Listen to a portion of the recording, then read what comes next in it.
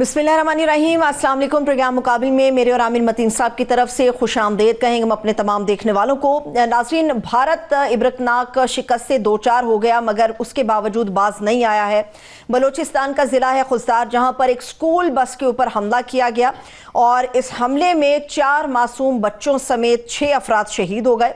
दर्जनों के हवाले से इत्तलात हैं जो कि शदीद जख्मी भी हैं। तर्जुमान पाक फौज की तरफ से ये बयान दिया गया है कि पाकिस्तान में जो खौफ और अदम इस्तेहकाम पैदा करने के लिए भारत है वो अपने आला कार को सरगर्म किए हुए है। लेकिन उसके बाद DGISPR ने भी एक इंटरव्यू में ये बात बावर करा दी है, बता दिया है कि भारत अगर बाज ना आया या भारत अगर जंग चाहता है तो फिर जंग ही सही, हम भी इसके लिए तैयार हैं। दूसरी तरफ जो गवर्नमेंट की सतह पर मुज़ाकरात की बात हो रही है पाकिस्तान और भारत के हवाले से, तो उसमें अभी मकाम के तयन के हवाले से कुछ चीज़ें सामने आई हैं। या तो अगर ये मुज़ाकरात होते हैं तो फिर सऊदी अरब या UAE किसी एक जगह पर ये मुज़ाकरात किए जाएंगे। जो मुल्क की मौजूदा सियासी हालात हैं, सूरत हाल है पाकिस्तान के अंदर, उसके भी मामलात को हम डिस्कस करेंगे और भी कई दीगर अहम खबरें हैं जो आप लोगों के सामने रखेंगे। और आज के इस प्रोग्राम में हमारा साथ देने के लिए साबिक वफाकी वजीर मोहम्मद अली दुरानी साहब मौजूद हैं। सर, बेहद शुक्रिया आपके वक्त के लिए। दुरानी साहब, आपकी इजाज़त से जरा आमिर साहब की तरफ मैं बढ़ूंगी। आमिर साहब, मैं चाह रही हूँ कि ज़िला खुजदार के अंदर जो आज सुबह हमारे सामने एक निहायत ही अफसोसनाक और दिल खराश किस्म की खबर आई बच्चों के हवाले से, स्कूल बस के ऊपर हमले के हवाले से, मैं चाह रही थी कि उसके ऊपर ज़रा आप अपना मौक़िफ़ दे दें, फिर दुरानी साहब को लेकर आगे बढ़ते हैं। जी, क्या इस पे बात करें, बात करते हुए भी तकलीफ होती है, बड़ा दिल दहलता है। ये जंग नहीं है, ये आप इब्तिदाइये में कह रही थी कि भारत ने ये जंग की अपना सिलसिला जारी रखा हुआ है, ये घटियापन है। बच्चों जो हैं, बच्चों के ऊपर जो है कोई भी दुनिया का कोई मुआशरा, कोई खिता ऐसा नहीं है जो बच्चों पे अटैक करता है। तो ये जो तकलीफदेह है कि जो है टोटल 6 शहादतें हुई हैं, 4 बच्चे हैं, 3 गालबन बच्चियां हैं और 38 बच्चे अभी ज़ख्मी हैं। कुछ की हालत क्रिटिकल बताई जा रही है, अल्लाह उनको सेहत दे।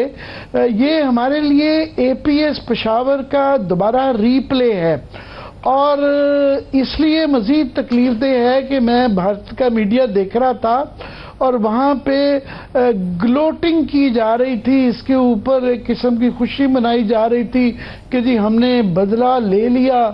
ये पता नहीं कौन सा क्या मुआशरा बन के रह गया है हिंदुस्तान के बच्चों की शहादत के ऊपर खुशियाँ मनाना।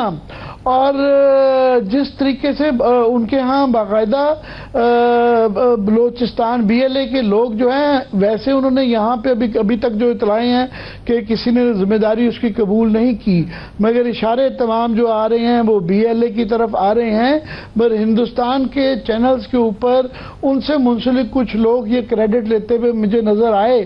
और तकलीफदेह बात मज़ीद इसलिए है कि जो भारत में पहलगाम में हुआ वाक़या, बहरहाल इंसानी अमवात जो होती हैं और बेगुनाह लोगों की, मासूम लोगों की, वो एक बुरी चीज़ होती है। हमने उसकी मजम्मत की और हर कोई मजम्मत करता है। तो हमने ये नहीं कहा कि हमने सिर्फ ये कहा कि इसकी तफ्तीश करवाएं और हम भी चाहते हैं कि इसके सबूत फराहम करें कि ये किसने किया।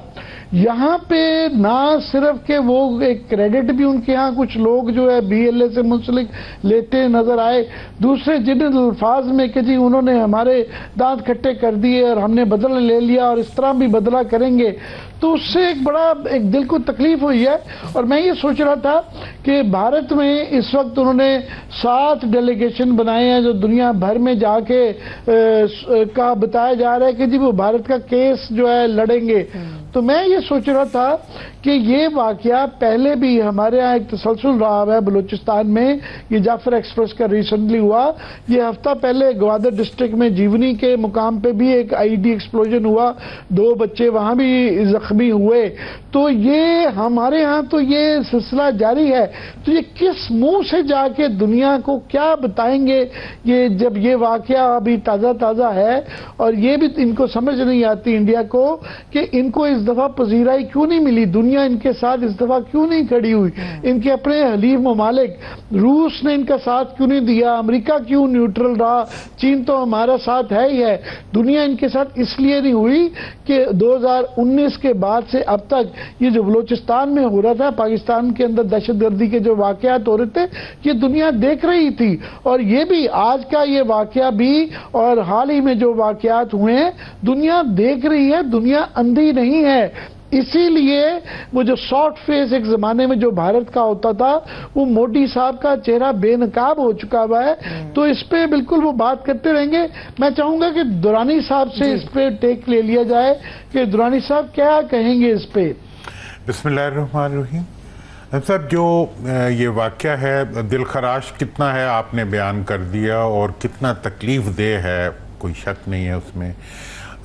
ये मेरी नज़र में तो हम तवक्को कर ही रहे थे कि इस जो जंग में हजीमत उठाई है भारत ने, उसके जवाब में वो कोई ना कोई ऐसी हरकत ज़रूर करेगा जिसके नतीजे में वो अपनी घटिया जहनीत के साथ इत्मीनान महसूस कर सके, अपनी कौम को अपनी दहशत गर्दी, मैंने तो उन्हें कहता हूँ वो तो मजहबी दहशत गर्द हैं और उन दहशत गर्दों की हुकूमत है इंडिया के अंदर और डे वन से यही है, जितने मर्जी महजब बन जाए।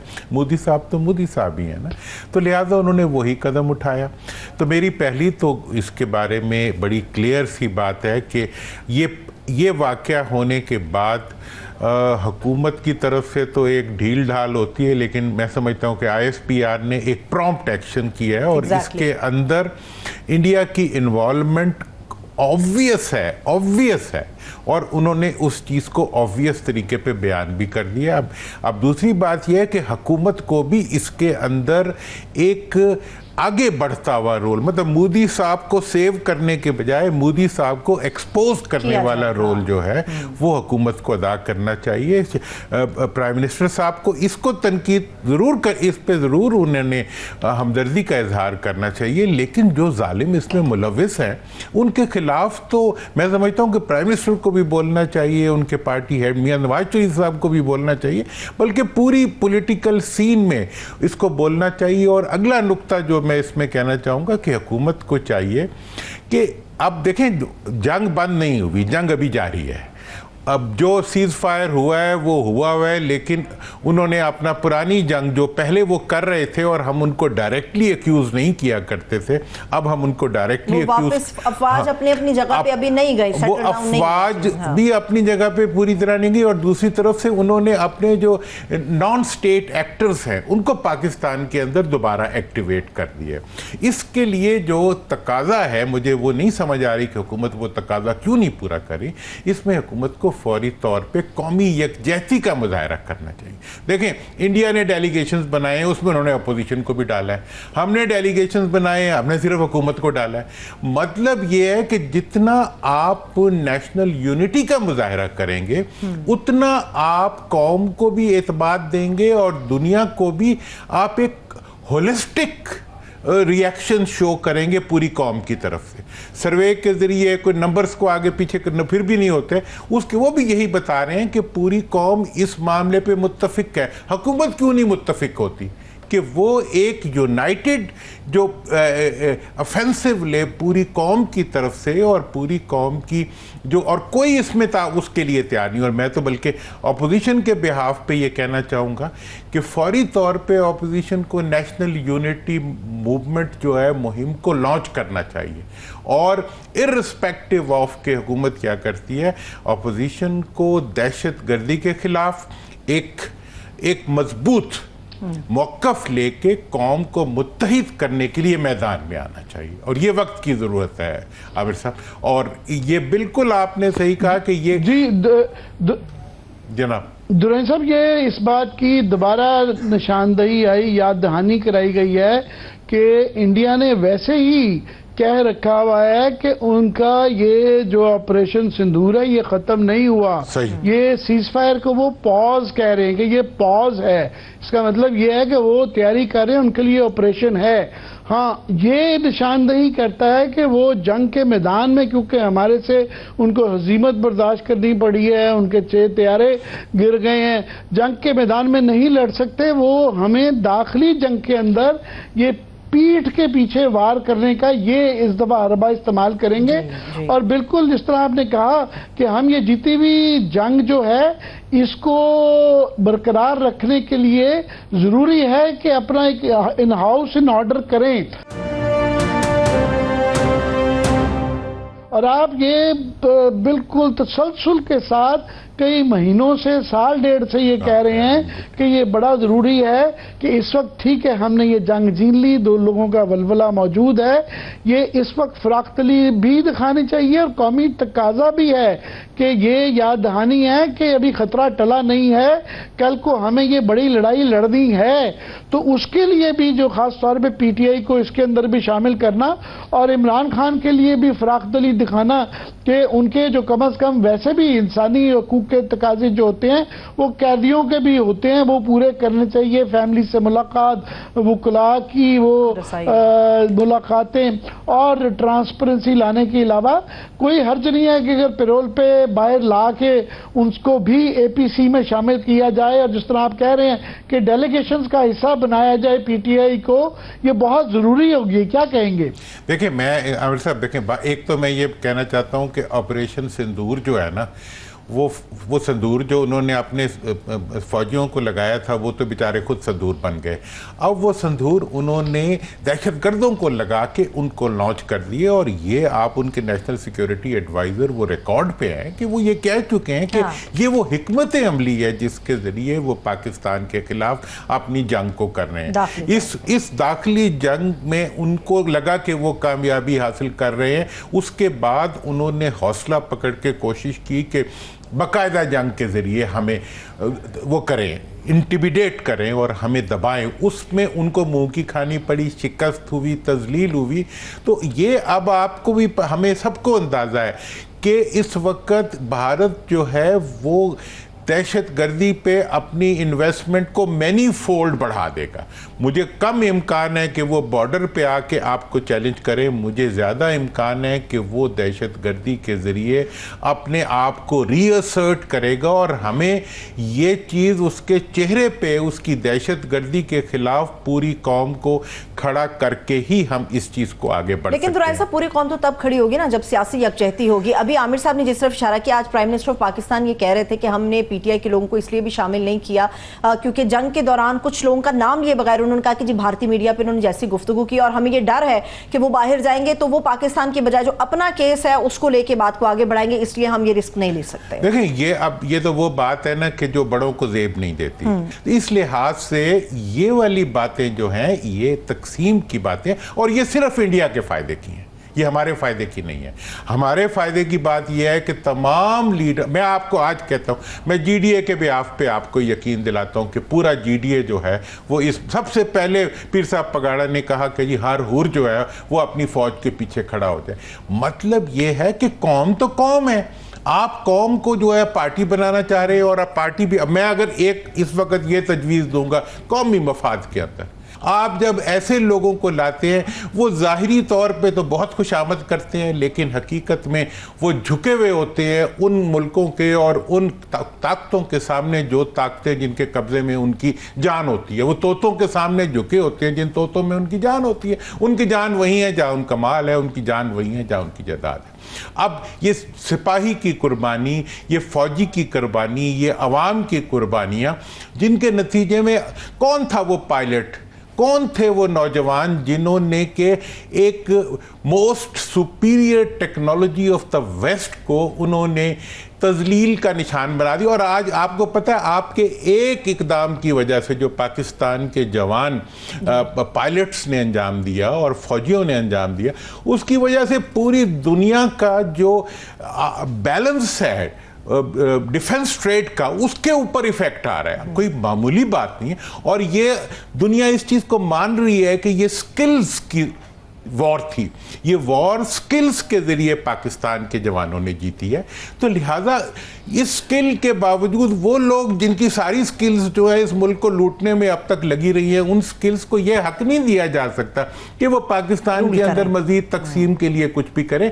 इसके लिए कौम को बिल्कुल समझ, जो बंदा तकसीम की बात करे उसको समझना चाहिए कि वो किसी और के लिए कर रहा है, वो पाकिस्तान के लिए नहीं कर रहा। साहब इसमें क्रेडिट जो है मेरा ख्याल है ड्यू क्रेडिट इमरान खान को देना चाहिए कि तमाम शिकवे शिकायत और खदशात के बावजूद उनका ठोक के बयान आया है भारत के हवाले से, मोदी के हवाले से और पाकिस्तान फौज के हवाले से।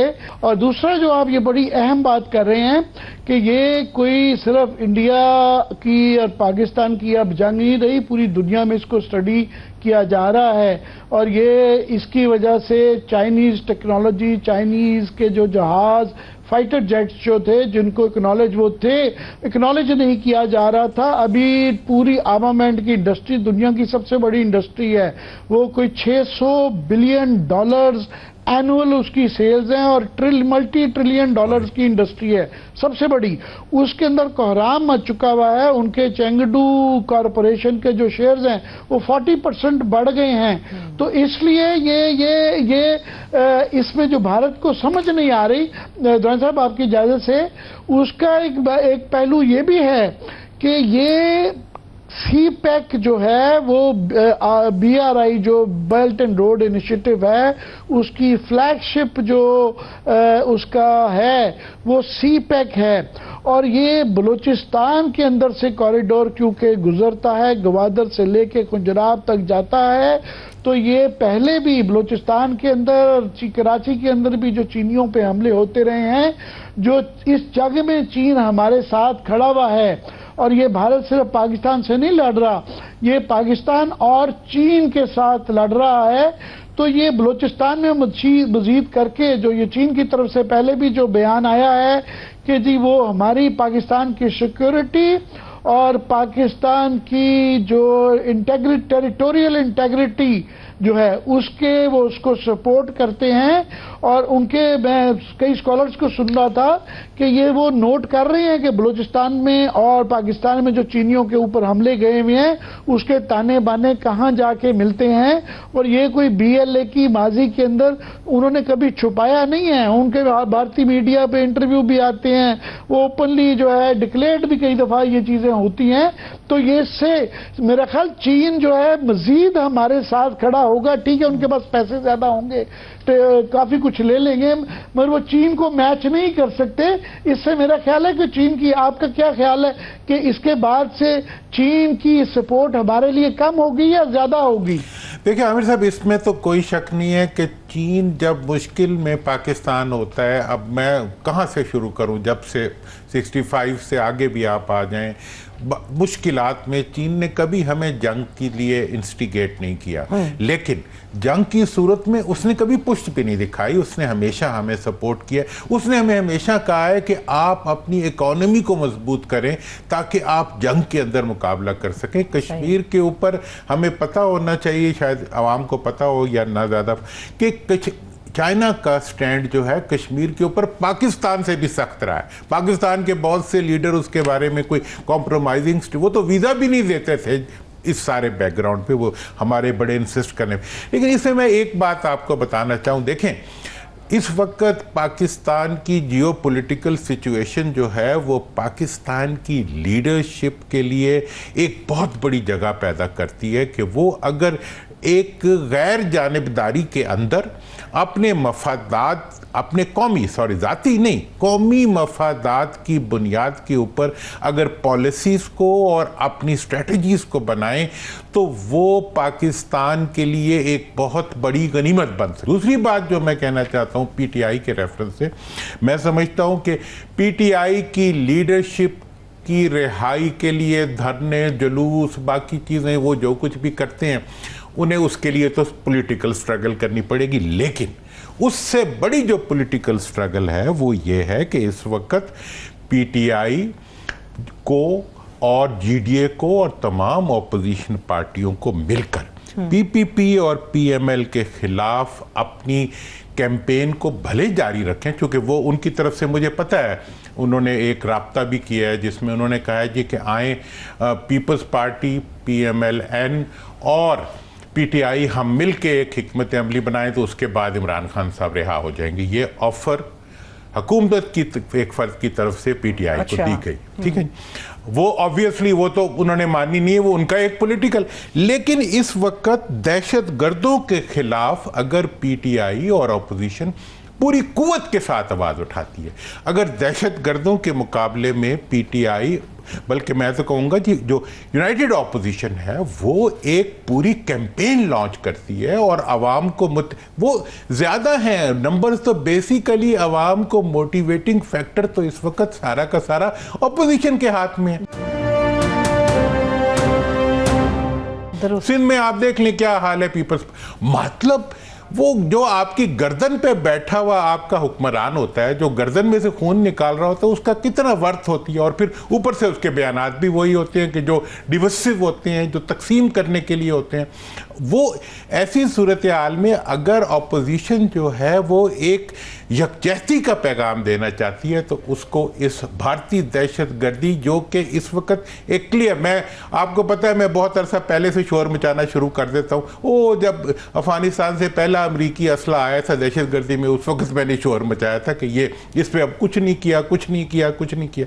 अब जो है दहशत गर्दी की जंग एक बड़ी जंग बनकर पाकिस्तान के सर पे खड़ी है। दुरानी साहब, ये वैसे तो कई सालों से हमें आदत है, दहशतगर्दी एक तसलसल के साथ हो रही है और ये डिक्लेयर्ड इंडिया की पॉलिसी रही हुई है कि वो जो डिफेंसिव ऑफेंसिव का जो अजीत डोवल साहब ने कॉन्सेप्ट दिया हुआ है उसकी मैनिफेस्टेशन हम देखते रहते हैं, बलूचिस्तान में खास तौर पे होती रहती है। मगर अभी क्योंकि तनाजुर है उसका कि ये जंग क्योंकि जंग के मैदान में भी हो रही है, तो ये इसका बिल्कुल एक बदल जाता है, इसका तनाजुर बदल जाता है। सो ये किस्म की फिजिकल जंग का एक हिस्सा है और ये हमें तैयार रहना चाहिए कि ये जंग आगे बढ़ेगी।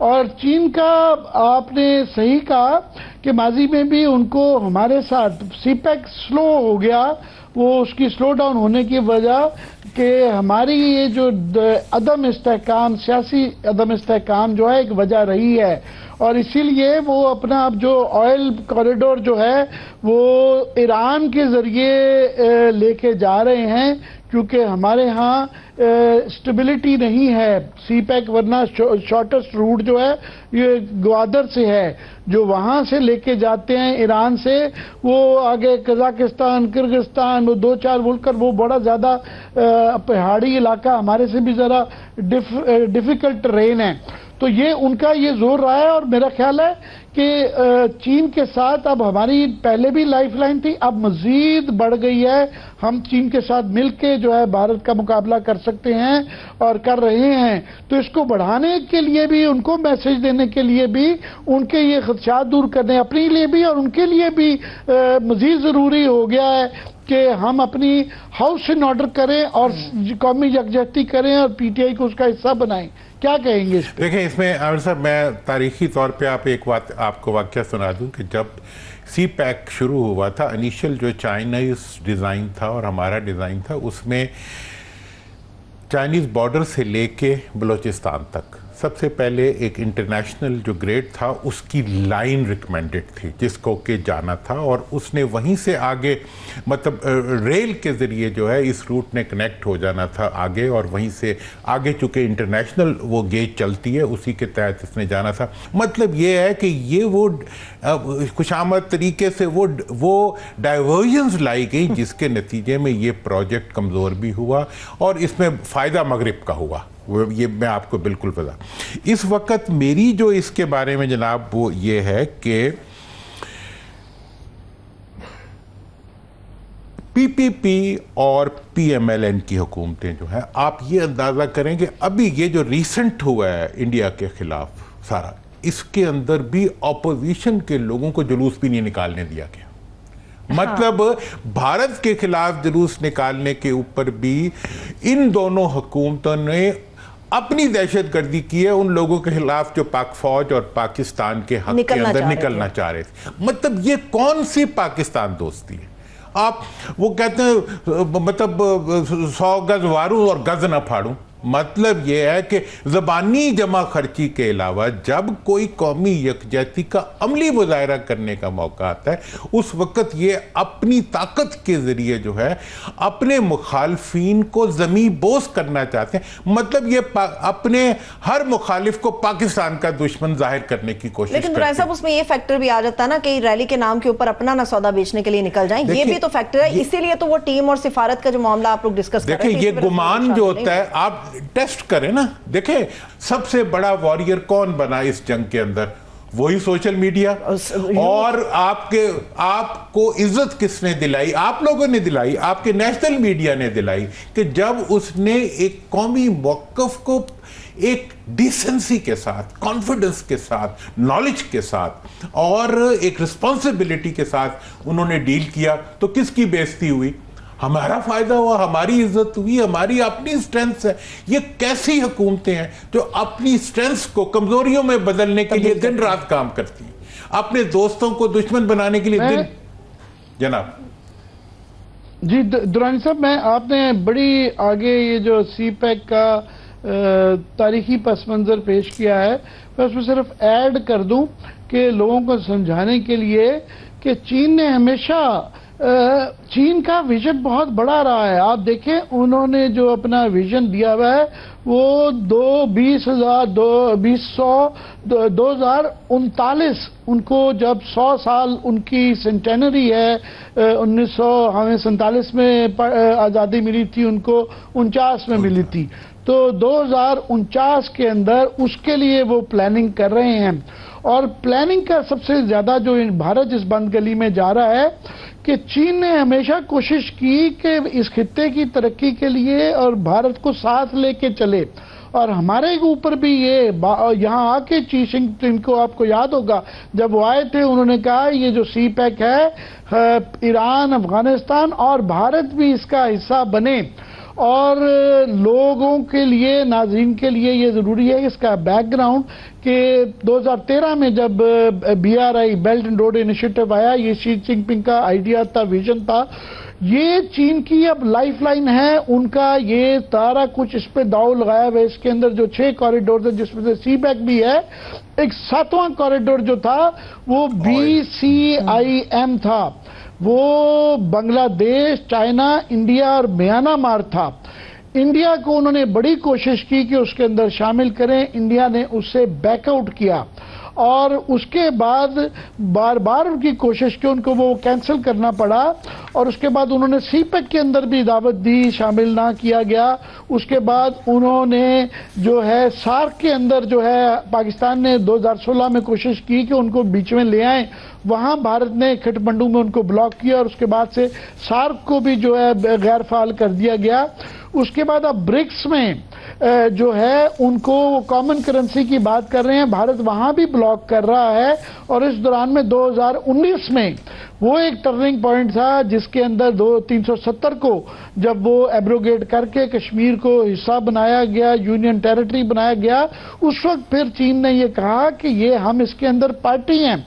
पहले ही हमारे उनके तल्लुकात थे, मगर उसके बाद चीन को नजर आ रहा है कि उनके विजन के अंदर रुकावट डाल के और CPEC के अंदर रुकावट डाल के ये हिंदुस्तान जो है उसको ब्लॉक कर रहा है।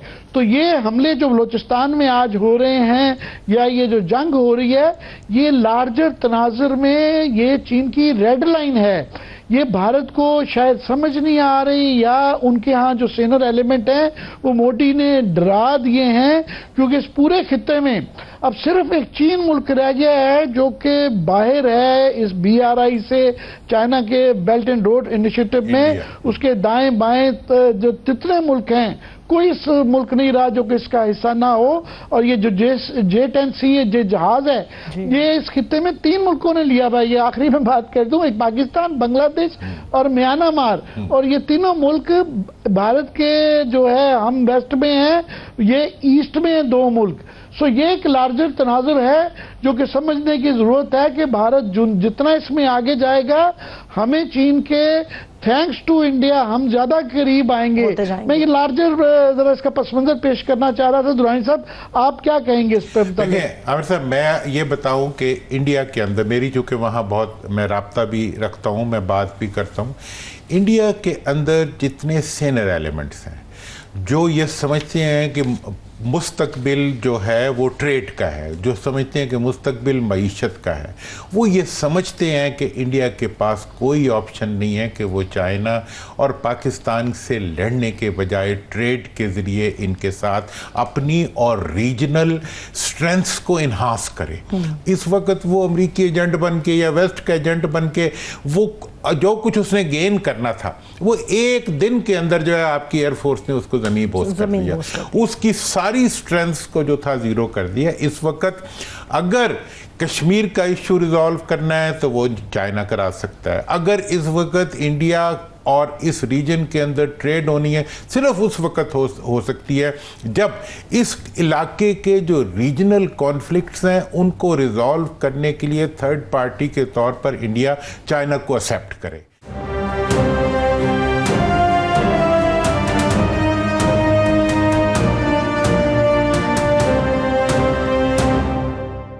हम आगे मुस्तकबिल जंगों का नहीं देख रहे। जब ट्रंप आया था मैंने उसी दिन कहा था कि जी अब जंगें जो हैं वो ट्रेड वॉर्स में, वो अब बूढ़े तरीके से लड़े या अच्छे तरीके से लड़े, लेकिन हो तो वही कुछ रहा है। हाँ। अब जो है जब आपने ट्रेड की वॉर करनी है तो फिर भारत का जो ये आखिरी इस वक्त एक जिसे कहते हैं भड़क है, और जो मोदी की सूरत में मोदी नहीं इलेक्शन आइंदा जीतेगा, मैं आपको ये बात क्लियरली बता दूं, क्योंकि इंडिया आप ये ना जंग जीतेगा ना इलेक्शन जीतेगा। जंग क्यों नहीं जीत सकता?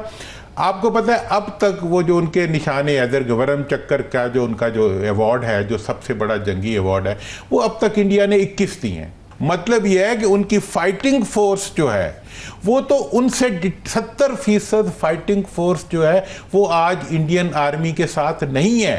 सिख जो हैं वो इस वक्त पूरी दुनिया में भारत के खिलाफ वो हैं, मतलब हाँ, और उनके खिलाफ वो पूरी दुनिया के अंदर दहशतगर्दी करवा रहा है। पाकिस्तान मुसलमान जो उस मुल्क के अंदर हैं, जो कि असल फाइटिंग, देखिए फाइटिंग इस रीजन का जो वो हैं रेसिस हैं वो तो यही हैं, उनको जो है उसने दुश्मन बनाया हुआ, उनके घरों के उनके बच्चों को उड़ा रहा है। इसी तरह से बाकी जो माइनॉरिटीज हैं उनके साथ भी मोदी यही सलूक कर रहा है। तो अब जो रवायती हिंदू वो था, एक मुनाफकत थी, वो भी जो है एक दहशतगर्दी की शक्ल में अब सामने आ गई है। लिहाजा इनका जंग करने वाला भी इनके साथ कोई नहीं है, और अब जितना ट्रेड करने वाले एलिमेंट्स हैं वो भी यकीनी तौर पे भारत को ये कहेंगे कि यार तुम तो हमारा कख नहीं छोड़ोगे। एक अगर जरा सी इन्हांसमेंट हो जाती, नुकसान किसका होना था? हम तो ना लूटते दिन को तो कब रात को यूं बेखबर सोते, हमारे तो वैसे ही लूट मार वाले बैठे हुए। लेकिन जो इंडिया के साथ जो कुछ हुआ है वो तो उसने तो उनकी चलती चलती चीज को गिरा। हमें ये पैगाम देना चाहिए दुनिया को कि भारत इस खित्ते के अंदर दहशतगर्दी को वापस लाना चाह रहे हैं और हम उसके रास्ते में रुकावट है। जी आमिर साहब, बिल्कुल ये आपकी बात। एक और जो भारत इसका मैसेज जो हमें लेना चाहिए कि जंग के मैदान में उनको नजर आ रहा है कि वो पाकिस्तान की अफवाज का मुकाबला नहीं कर सकते। ये जिस तरीके से हमारी एयरफोर्स ने, हमारी अफवाज ने उनका मुकाबला किया है, और आगे भी ठीक है उनके पास पैसा ज्यादा होगा, रिसोर्सेज ज्यादा होंगी, क्लाउड ज्यादा होगा, इकोनॉमिक मसल ज्यादा होगा, मगर जो अभी जो खबरें आज उनके सारे मीडिया में एक हलचल मची हुई है कि जी वो चीन एक जो है ना हमें J-35 जो है वो रियायती पैसों पे दे रहे हैं, और वो पहले अगले साल के आखिर में दे रहे थे, 6 महीने पहले दे रहे हैं, वो फर्स्ट क्वार्टर में 2026 के दे रहे हैं, फिर J-31 दे रहे हैं, फिर फलाना वो कह रहे थे जी एयर सिस्टम दे रहे हैं, फलाना एवाक्स दे रहे हैं। तो वो इतने दे भी नहीं रहे होते जितनी इंडिया में एक मुसीबत पड़ी हुई है। उनको ये नजर आ रहा है कि मैदान जंग में वो हमसे नहीं जीत सकते। तो ये इसलिए हमारी सॉफ्ट बैली जो है उनके ख्याल में हमारी ये दरारें हैं कि ये हम बच्चों के ऊपर हमले करके या इससे शायद हमारी कोई कौमी यकजहती को नुकसान पहुंचा दें। इसीलिए मैं समझता हूं कि दुरानी साहब जो कह रहे हैं कि ये मौका है कि हम अपने अंदरूनी लड़ाइयां ख़त्म करें और एक टोटल जो है कौमी यकजहती का मैसेज देंगे। लास्ट वर्ड दुरानी साहब। देखिए जनाब आमिर साहब, ये तो बुनियादी सी बात है कि इस वक्त हमें कौमी यकजहती का मैसेज देना ही देना है। हमने अमेरिका भारत के साथ, अब देखें, अब हम गए हैं जी, हम उस जंग के बारे में बताएंगे जो अब हो चुकी है, वो तो बिल्कुल ठीक है। इस वक्त जिस चीज़ की ज़रूरत है, हमें धाड़ धाड़ एक सराइकी का वर्ड है कि हमें दुनिया के अंदर आहो बकाओ और चीखो पुकार फैलानी चाहिए कि भारत ने इस वक्त एक नई जंग हमारे पे लागू कर दी। हम भारत की अपीजमेंट के लिए ना चल पड़े खुदारा, हम अबूदी की अपीजमेंट के लिए ना चल पड़े। हमें ये बताना चाहिए दुनिया को बड़ी कुव्वत के साथ कि भारत ने अगर जंग पे हमने उसको तोपों के जरिए खामोश किया है, तो उसने पाकिस्तान के अंदर दहशतगर्दों के नतीजे के जरिए अपनी जंग को एक नया टर्न दे के शुरू कर दिया। और इसको एक रेगुलर ड्रम बीट होनी चाहिए, सारे वजीरों की पाबंदी होनी चाहिए। लेकिन इमरान साहब, यही तो पाकिस्तान का केस तो ऑलरेडी बड़ा मजबूत हो जाता है। ये जो अभी खुजार के अंदर इंसिडेंट हुआ है, उसके बाद तो मोदी और ये भारतीय मीडिया खुद इसको एक्सेप्ट कर रहा है, सेलिब्रेट कर रहा है। तो पाकिस्तान का केस तो दुनिया में ऑलरेडी बड़ा मजबूत हो गया कि देखिए ये है वो दहशतगर्द जो पाकिस्तान के अंदर पूरा अमन माहौल नहीं रहने देते, यहां पर टारगेट करते हैं और किस तरह से ये अपने आलाकारों को पाकिस्तान के अंदर भेज के दहशतगर्दी करवाते हैं। और ये देखें, ये हर वजीर की जिम्मेदारी लगाए प्राइम मिनिस्टर कि वो डेली एक बयान दे कम से कम। मतलब ये नहीं कि जी हाँ जी हमने दहशतगर्दी कराई है, खुदा के लिए ऐसे ना करें, अपने मुल्क के साथ जुल्म ना। हमने क्या दहशतगर्दी की? हम तो दहशतगर्दी के शिकार रहे हैं और आज हम दोबारा शिकार। दुरानी साहब, मैं इसमें ये जरूर ऐड करना चाहूंगा कि बिल्कुल बयानात ये हुकूमत को करना चाहिए और बिल्कुल जिस तरह आप कह रहे हैं कि जो डेलीगेशन भेज रहे हैं इसमें प्लीज जो है ना आप अपोजिशन को भी बीच में डालें, हुकूमत का नहीं, ये पार्लियामेंट्री डेलीगेशन या ऑल पार्टी डेलीगेशन होना चाहिए। चले पीटीआई से आपको एतराज था, आपको जेयूआई से क्या मसला है, जमात इस्लामी से क्या मसला है, बाकी भी और पॉलिटिकल पार्टीज है यहाँ पे बलोच नेशनलिस्ट जाने चाहिए थे, पख्तून नेशनलिस्ट भी लेके जाने चाहिए उनको, ये बिल्कुल होना चाहिए। मगर मैं ये जरूर समझता हूँ कि आजकल की दुनिया बहुत समझदार हो गई है, एक पूरा एक ग्लोबल विलेज बन चुका हुआ है। ये फैसले पब्लिक रिलेशन से ज्यादा मेरिट के होते हैं, दुनिया देख रही होती है। ये जो आज उनका जो मीडिया, जाहिर है बाहर का मीडिया भी देख रहा है, और वो एक वैसे ही तकलीफ हो रही थी इंसानी लेवल पे कि कैसे आप बच्चों की इस तरह शफाक तरीके से कत्ल को जो है आप उसके ऊपर छाती ठोंकें और उसके ऊपर खुशियां मनाएं। हमें पहलगाम की बड़ी तकलीफ है कि हमने मजम्मत भी की है और हर दहशतगर्दी के वाक़े की पहले भी की है और करनी भी चाहिए। तो ये दुनिया ये देख रही है, तो ठीक है, बाकी हमारे वज़रा भी बाहर चले जाएं, मगर मेरिट स्पीक्स फॉर इटसेल्फ। जी दुरानी साहब, लास्टली मैं तो जी बिल्कुल, ये मेरिट भी अपनी जगह पे बोलता है, लेकिन होता यह है कि वो कहते हैं ना जी कि जगाना भी पड़ता है। हाँ। बच्चे ने भी दूध पीना होता है तो वो रोता है। तो हमें अपने खिलाफ होने वाले इस जुल्म के खिलाफ शोर मचाना पड़ेगा, हमें आवाज निकालनी पड़ेगी, खा हमारी जदादें भी चली जाएं बाहर की, फिर भी हमें आवाज निकालनी चाहिए और ये मुल्क के लिए होगा। और मैं आपको बताऊं कि इसके ऊपर अगर ड्रम बीट कर देखें, आप मीडिया को मेरे से ज़्यादा समझते हैं। मीडिया में जब दुनिया के अंदर जब किसी चीज़ को एस्टैब्लिश करना होता है मेरिट के बाद, उस मेरिट को रीइंफोर्स करने के लिए आपको उसकी बीटिंग करनी पड़ती है। आप भारत को उसने हमें बनाया दहशतगर्द, उसने हमारे खिलाफ दुनिया में सैंक्शंस लगवाई। अब मज़ा आए कि ATF जो है वो इंडिया पे जाके बैठे और उसके जो दहशतगर्दी है हम उसके वो एविडेंस लाएं जिसके नतीजे में उसके साथ पूरी दुनिया जो है वो सलूक करे। क्योंकि पता भी हो उसके बावजूद एविडेंस चाहिए होता है। एविडेंस जब आता है, एविडेंस आने से पहले जो है एविडेंस के लिए फिजा बनानी। इस दफा जंग में क्या हुआ है मैं आपको बहुत क्लियरली बताऊं, और वो ये हुआ कि उन्होंने एक ऐसी प्रीएम्प्टिव मीडिया स्ट्राइक्स की जिसके नतीजे में इंडिया के लिए इशू। तो अब मैं आपकी बात से 100% एग्री करता हूं कि इस वक्त माहौल और उनकी जो नेगेटिव एक्टिविटीज हैं वो प्लेटफॉर्म प्रोवाइड कर रही हैं जिस पे बैठ के आप नेशनल इंटरेस्ट को और इंडिया को इंसानों के बजाय दरिंदों की हुकूमत साबित कर सकते हैं, और वो दरिंदे हैं। बहुत शुक्रिया, थैंक्स सो मच दुरानी साहब। आमिर साहब आपका भी शुक्रिया। इसके साथ ही इजाजत दीजिए, अपना बहुत सा ख्याल रखिए, खुदा हाफिज।